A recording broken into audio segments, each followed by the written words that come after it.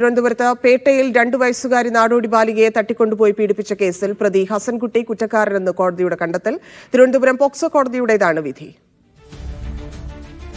Sijo B John ചേരുന്നു. സിജോ, വിധിയുടെ വിശദാംശങ്ങൾ.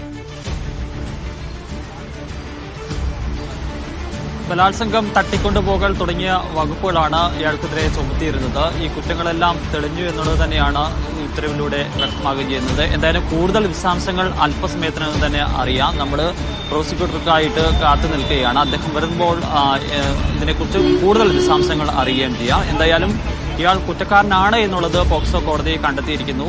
ശിക്ഷാവിധി 3-ാം തീയതിയായിരിക്കും ഉണ്ടാവുക. ഇനി ഇതിന്മേൽ വിശദമായ വാദം കേൾക്കും. പ്രോസിക്യൂഷനെയും അതോടൊപ്പം തന്നെ പ്രതിവാദത്തിന്റെയും വാദം കേൾക്കും. അതിനുശേഷമായിരിക്കും ശിക്ഷാവിധി പ്രഖ്യാപിക്കുകയും ചെയ്യുക.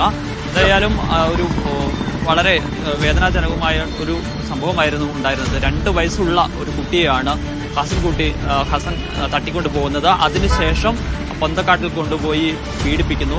അവിടെ ഉപേക്ഷിച്ചിട്ട് പോവുകയും ചെയ്യുകയാണ് ഉണ്ടായിരുന്നത്. ആദ്യഘട്ടത്തിൽ ഈ കുട്ടിയെ കാണാതിനെ തുടർന്ന് പോലീസിൽ ഇവരുടെ രക്ഷിതാക്കൾ പരാതി നൽകുന്നു. അപ്പോഴൊന്നും കണ്ടെത്താൻ സാധിക്കുന്നില്ല. പിന്നീട് പിറ്റേ ദിവസം വൈകുന്നേരം 7:30യോടെയാണ് അവിടെ തൊട്ടടുത്തുള്ള കാട്ടിൽ നിന്ന് ഈ കുട്ടിയെ കണ്ടെത്തുന്നത്. തുടർന്ന് ആശുപത്രിയിൽ പ്രവേശിപ്പിക്കുകയും ചെയ്തിരുന്നു.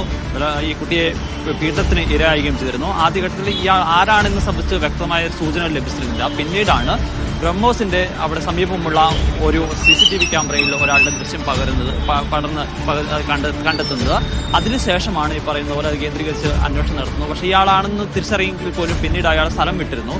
അയാൾ ആലുവയിൽ ഒരു ഹോട്ടലിൽ ജോലി ചെയ്യുകയായിരുന്നു. അയാൾ അവിടുന്ന് അവധിയെടുത്ത് കടന്നു കളയുകയും ചെയ്തിരുന്നു. പിന്നീട് തമിഴ്നാട്ടിലേക്ക് പോയി, തമിഴ്നാട്ടിലെത്തി പഴനിയിൽ പോയി തലയൊക്കെ മുണ്ടനം ചെയ്ത് രൂപമൊക്കെ മാറ്റി അങ്ങ് മുങ്ങി നടക്കുകയായിരുന്നു. പിന്നീട് 13 ദിവസങ്ങൾക്ക് ശേഷമാണ് കൊല്ലത്തേക്കുള്ള യാത്രയിൽ വെച്ച് പിടികൂടുകയും ചെയ്തിരുന്നത്. എന്തായാലും ഇയാൾക്കത് പിന്നെ അതിനുശേഷം നിർണായകമായ ഒരു തെളിവുകൾ എന്ന് പറയുന്നത് ശാസ്ത്രീയമായ തെളിവുകൾ തന്നെയായിരുന്നു.